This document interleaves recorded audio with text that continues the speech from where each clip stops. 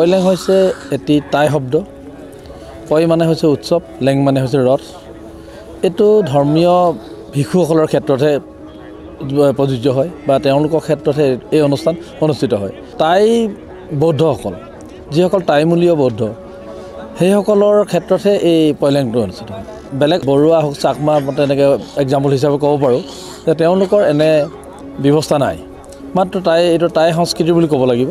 টাই সংস্কৃতিত বৌদ্ধ ভিক্ষুসকলৰ পৰিনিৰ্বাণৰ পিছত এই পয়লেং অনুষ্ঠান কৰে।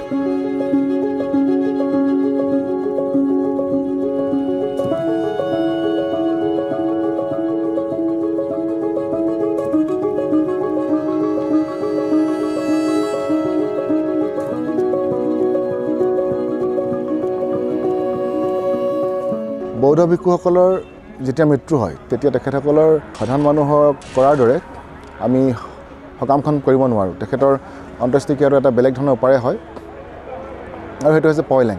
তেখেতে মৃত্যু হোৱাৰ লগে লগে তেখেতৰ ডেড বডিটো প্ৰিজাৰ্ভ কৰা হয় আৰু এটা সুবিধাজনক সময়লৈকে প্ৰিজাৰ্ভ কৰা হয় যেতিয়ালৈকে পয়লেং নামৰ উৎসৱটো পাতিবৰ কাৰণে সমাজৰ ৰাইজ প্ৰস্তুত হৈ নুঠে। প্ৰায় এবছৰৰ ভিতৰত এনেধৰণৰ অনুষ্ঠান সম্পন্ন কৰা হয়। আমাৰ ভদন্ত শাসন বংশ মহাথেৰ ভান্তে যোৱা 24 আগষ্ট 2023 তাৰিখে পৰিনিৰ্বাণগামী হৈছিল আৰু আজি 7 মাহৰ শেষত আমি তেখেতৰ পয়লেংখনি পাতিবলৈ সমৰ্থ হ'লোঁ। প্ৰথম দিনাখন আমাৰ থমতা কাৰ্যসূচীৰ লগে লগে তেখেতৰ প্ৰিজাৰ্ভ যিটো ডেড বডি, মৰ্টেল ৰিমেইনছ, এইখিনি এখন ৰথত স্থাপন কৰা হয়। ৰথখনক লেং বুলি কোৱা হয়। এই লেংখন প্ৰায় এমাহজোৰা প্ৰস্তুতিৰে উলিওৱা হৈছিল আৰু সেই লেংখনত মৰ্টেল ৰিমেইনছ অৰ্থাৎ অৱশিষ্ট ডেড বডি স্থাপন হোৱাৰ লগে লগে পয়লেং আৰম্ভ হয়।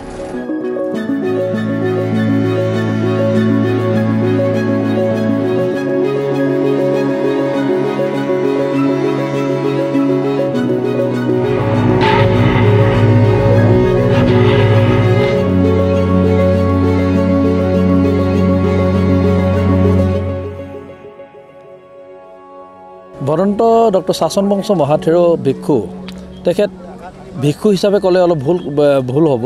তেখেত নিজে এটি অনুষ্ঠান 1926 চনৰ 27 অক্টোবৰ তাৰিখে এইজনা মহাপুৰুষৰ জন্ম হৈছিল চলাপথাৰ শ্যাম গাঁৱত। তেখেতৰ পিতৃৰ নাম আছিল ইলাম শ্যাম আৰু মাতৃৰ নাম আছিল পাদৈ শ্যাম। তেনেকৈ তেখেতে সৰুৰে পৰা এই আধ্যাত্মিক দিশত খুবেই এটা মনোবল আছিল, খুব দুৰ্বলতা আছিল আৰু তেখেতে সেই দুৰ্বলতাৰ বাবেই নেকি খুব কম সময়ৰ ভিতৰতে তেখেতে ভিক্ষুত্ব গ্ৰহণ কৰিবলৈ বা এনেকুৱা এই যি বৌদ্ধ ভিক্ষুসকলে যি প্ৰথম পৰ্যায়ত যি শ্ৰমণ আৰু ভিক্ষু এইবোৰ হ'বলৈ তেখেতে ইচ্ছা প্ৰকাশ কৰিছিল। তেখেত এগৰাকী বৌদ্ধ গুৰুৱেই নাছিল, এগৰাকী সাহিত্যিক আছিল। তেখেতে 1960 দশকতে আমাৰ চলাপথাৰ শ্যাম গাঁও নামৰ সৰু গাঁওখনৰ পৰা ওলাই গৈ নালন্দা ইউনিভাৰ্চিটিত মাষ্টাৰ্ছ ডিগ্ৰী কৰিছিল পালি ভাষাত আৰু তাৰ পৰা ঘূৰি আহি অসমীয়া ভাষাত অনুবাদ কৰিবলৈ লাগি যায় সেই গ্ৰন্থসমূহ যিবিলাক গ্ৰন্থ পালি ভাষাত আছে আৰু তেখেতে পালি ভাষাত থকা বৌদ্ধধৰ্মীয় গ্ৰন্থসমূহ অসমীয়ালৈ অনুবাদ কৰাৰ পাছতহে অসম আৰু উত্তৰ পূৰ্বাঞ্চলৰ ৰাইজে অসমীয়া ভাষাত বৌদ্ধ ধৰ্মবিলাক পঢ়িবলৈ গ্ৰন্থবিলাক পঢ়িবলৈ সুবিধা লাভ কৰে তেখেতৰ অনুবাদিত আৰু মৌলিক গ্ৰন্থলৈকে মুঠতে 45খন গ্ৰন্থ প্ৰকাশ পাইছে আৰু কিছুমান গ্ৰন্থ অসম চৰকাৰৰ যিটো প্ৰকাশন পৰিষদ তেওঁলোকেও প্ৰকাশ কৰিছে আৰু গাঁৱৰ ৰাইজেও বহুজন ব্যক্তিৰ দান বৰঙণিৰ জৰিয়তেও এই গ্ৰন্থবিলাক প্ৰকাশ কৰা হৈছিল আৰু এই পালি শিক্ষাৰ লগতেই তেখেতে ইয়াত চলাপথাৰ শ্যামগাঁৱত আধ্যাত্মিক দিশটোৰ খুব এটা সুন্দৰ গতি দিব বিচাৰিলে আমি ক'ব বিচাৰোঁ যে তেখেতৰ পৰাই চলাপথাৰত আধুনিক শিক্ষাৰ প্ৰসাৰ আৰু প্ৰচাৰ হৈছে বুলি আমি অনুভৱ কৰোঁ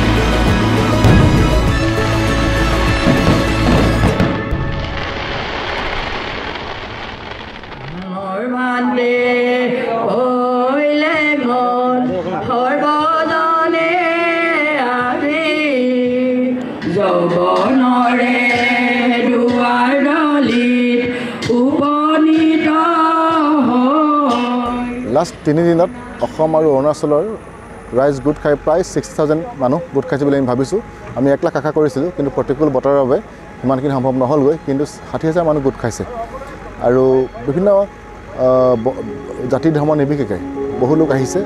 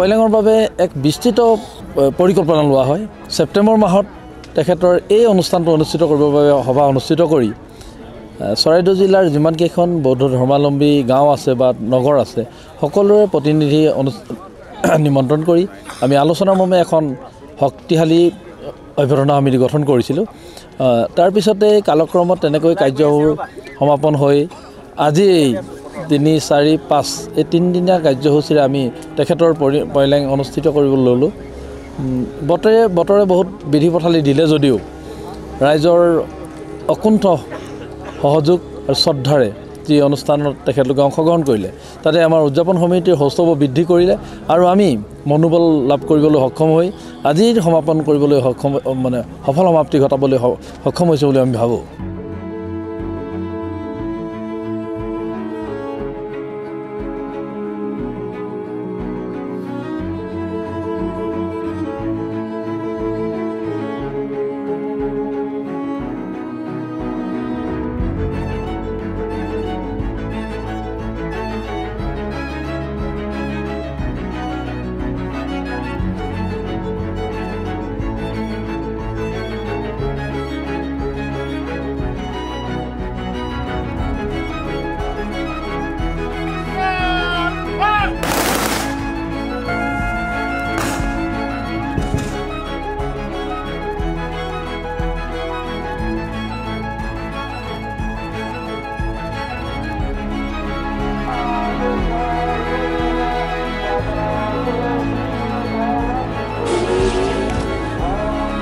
আজি 2024 চনৰ 5 ফেব্ৰুৱাৰী তাৰিখে তেখেতক অসম চৰকাৰে তেখেতক প্ৰদান কৰা ফুল ষ্টেট অনাৰসহ তেখেতৰ ৰথখন দাহ কৰা হয় আৰু এই দাহ কৰাৰ লগে লগে তেখেতৰ পয়লেং খনিৰ সমাপ্তি ঘটিছে।